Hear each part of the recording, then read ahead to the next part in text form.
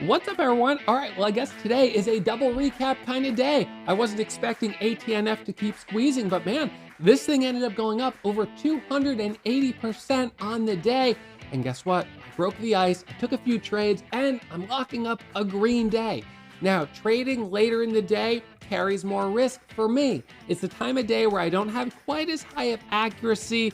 The risk of taking an unnecessary loss is a bit higher. So how do I mitigate that risk? I reduce my share size. So I broke the ice, I got some trades on it, I'm in the green, not as much as I would have made if this move had occurred during maybe the pre-market session, but nonetheless, it's no longer a no trade day. And this definitely sparks a little bit of momentum in the market. So let's back up this chart and take a really good look at it. Here we have a stock that began its move after hours yesterday, right? So after hours, it squeezes up here, tops pre-market at 4 a.m., and then spends the rest of pre-market selling off until it just sort of finds a bottom at 8 a.m. for no particular reason. But it bounces off that level, pulls back to VWAP, squeezes up again, dips back down. And as I mentioned in my first recap, coulda, woulda, shoulda, was tempted to take the trade on it right here, didn't break the ice on it, and it went without me, and that's the way it goes. At the open, a lot of volatility, high volume red candle for the opening range. Sells off, comes back up, sells off again, including a halt down, and then it kind of rallies back up, and all of a sudden at 11 a.m., it punches up to 7.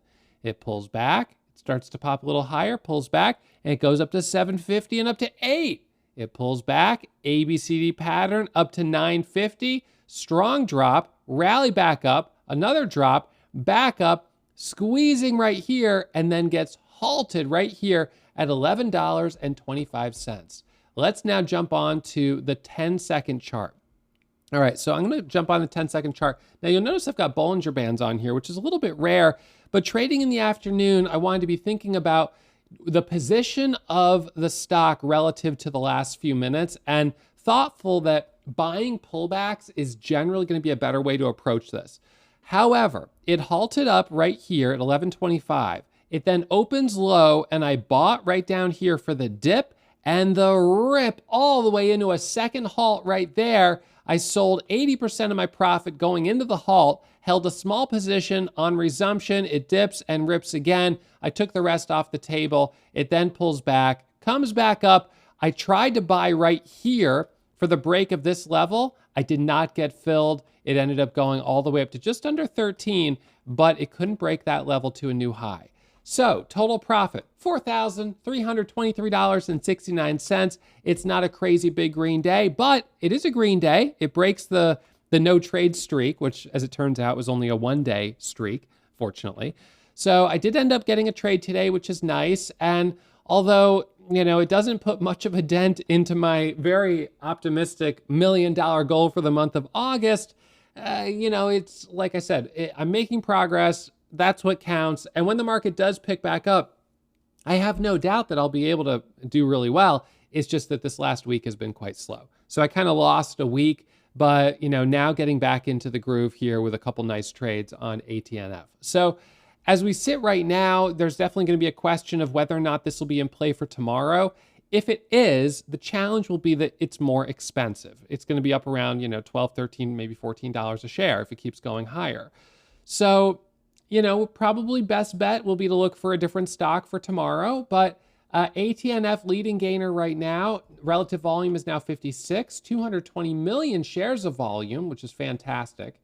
XFOR, this one popped up, pulled back, and then as ATNF was pulling away, this one decided to catch a little bit of momentum as well, squeezing up here to 258, and then right now it's halted, not on a circuit breaker, but pending news. So we're now going to wait to see what the headline is. If it's good, then the price will probably go further up. If it's bad, well, the price might drop back down a little bit. So that's to be determined. But again, still a little on the cheaper side. Almost 100 million shares of volume on that. ADN up 56%. RMBL, this one, not as big of a change. So I think this is good that we got this momentum today. Certainly a better day in the market than we had yesterday. And even though I didn't capitalize on it as well as, maybe others did who were just in the zone a little bit more, whatever the case is, I feel good that I was at least able to get some trades today, and my accuracy is 100%. So that makes up for a couple of tough days last week. So I'm grateful for that. And I think at this point, it's too early to tell if this is going to spark more momentum for tomorrow, but it's at the very least good to see. So one of the things that I mentioned is that sometimes when the market has been a little bit cold, when you start to shift, it'll go from, really good action one day and then totally dead again the next day. So that means traders are here and they're watching, but they're only willing to jump in stuff that looks really good.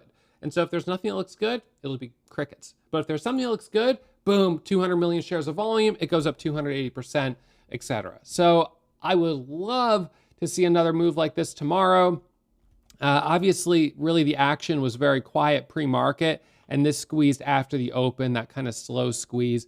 And typically what ends up happening is when traders start seeing that stocks are making these moves, they buy earlier and earlier and earlier until the action is back in the pre-market session. So if this ends up continuing to be a pattern of midday or even late day moves, people are going to try to jump in front of that and catch a piece of the action a little sooner. And so we'll see the momentum pick up a little earlier. So anyways, just wanted to update you on ATNF. I hope some of you guys got some trades on it, made some money, and I'll be back at it live streaming bright and early tomorrow morning, 7 a.m. Reminder, as always, trading is risky. My results aren't typical, and there's no guarantee you'll find success, whether you trade on your own or you learn from me. So please take it slow. For those of you guys that want to keep watching, here's a couple links to new episodes I've uploaded here on YouTube that you can watch for free. All right, I hope you enjoy it, and I'll see you streaming tomorrow morning.